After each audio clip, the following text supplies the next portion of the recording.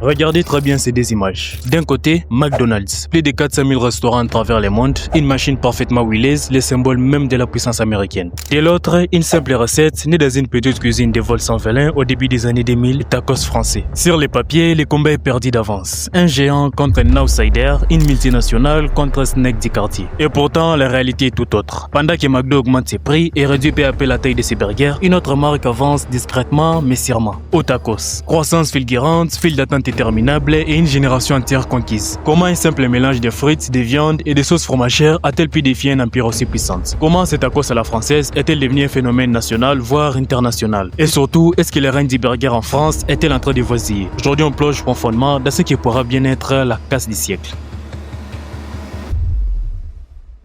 Mais pour comprendre ces chocs, il faut remonter un peu en arrière dans les années 80. McDonald's dominait largement les marchés avec des centaines de restos. L'enseigne s'imposait comme un leader incontesté. Elle marquait des générations entières avec des produits devenus iconiques, comme les légendaires Big Mac ou encore les Royal Cheese. Il proposait une grande variété de menus. Mais McDo n'était pas laissé à cette époque. Face à lui, d'autres géants tentaient aussi de s'imposer. KFC, Burger King ou encore Quick. La concurrence était bien là. Mais malgré tout, McDonald's gardait une longueur d'avance. C'est le réflexe numéro 1 lors des vendredis restos. Les rois du fast-food en France.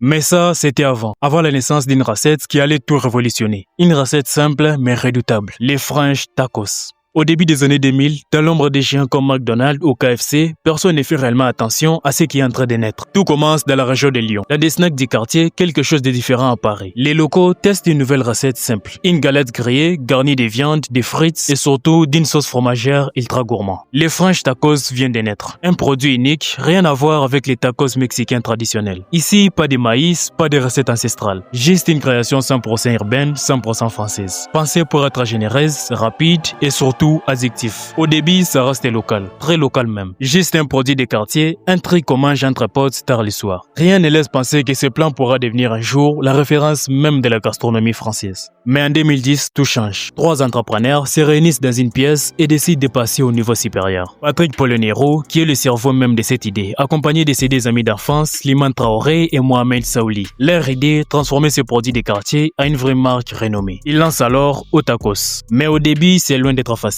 Pas de gros budget marketing, pas de visibilité nationale. Ils doivent tout construire, attirer les premiers clients, créer une identité et convaincre. Parce qu'à l'époque, personne ne croit vraiment au tacos français. Alors, ils font un choix stratégique. Pas des loyaux hors des prix en centre-ville. Ils ciblent plutôt des zones étudiantes, près des facs, des écoles, là où se trouve l'air public. Et surtout, ils ont une arme redoutable. Un concept. D'abord, la personnalisation. Les clients choisissent tout. La viande, les sauces et la taille. Ensuite, la générosité. Des portions énormes, un produit qui cale et enfin, une identité jeune, urbaine, proche des quartiers. Là où d'autres sont standardisés, au tacos est flexible. Là où les menus sont imposés, ici tu crées ton propre repas. Petit à petit, les bouches-oreilles font son travail. Les clients reviennent et en parlent autour d'eux. Et sans le savoir, la machine est lancée. Ils ouvrent un 2e restaurant, un 3e et ainsi de suite. Puis arrive l'année 2015. Et là, tout s'accélère. La marque débarque sur les réseaux sociaux. Explosion de visibilité, ouverture en chaîne, vidéos virales et défis food. Les files d'attente s'allongent. Au tacos n'est plus un simple snack, c'est une tendance, un symbole, un phénomène générationnel. En quelques années seulement, le tacos français est passé de l'ombre à un acteur majeur des fast-food. Et cette fois-ci, même les plus grands commencent à observer. Mais derrière ces succès fulgurants,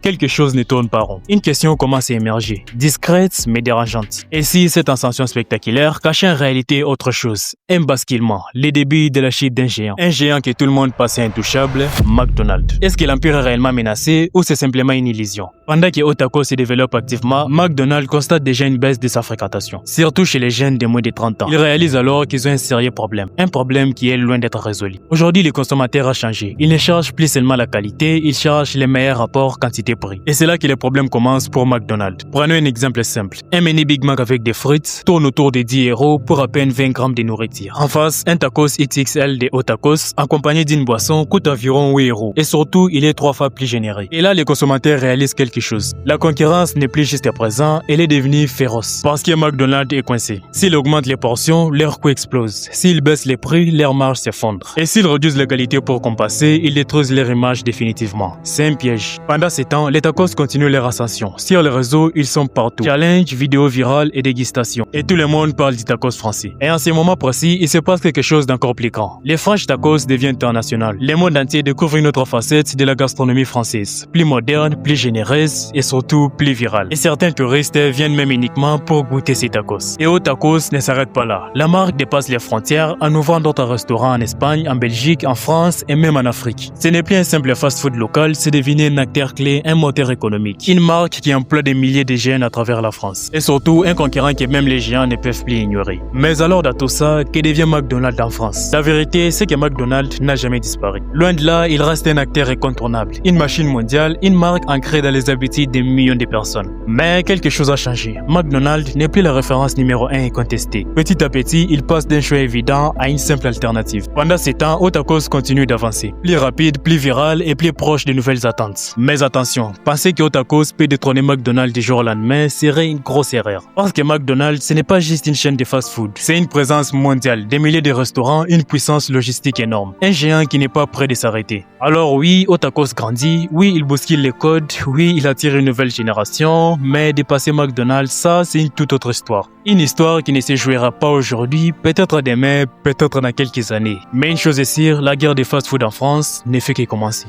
C'est déjà la fin de cette vidéo, n'oubliez pas de vous abonner si ce n'est pas encore fait. Et on se retrouve à la prochaine pour une nouvelle vidéo.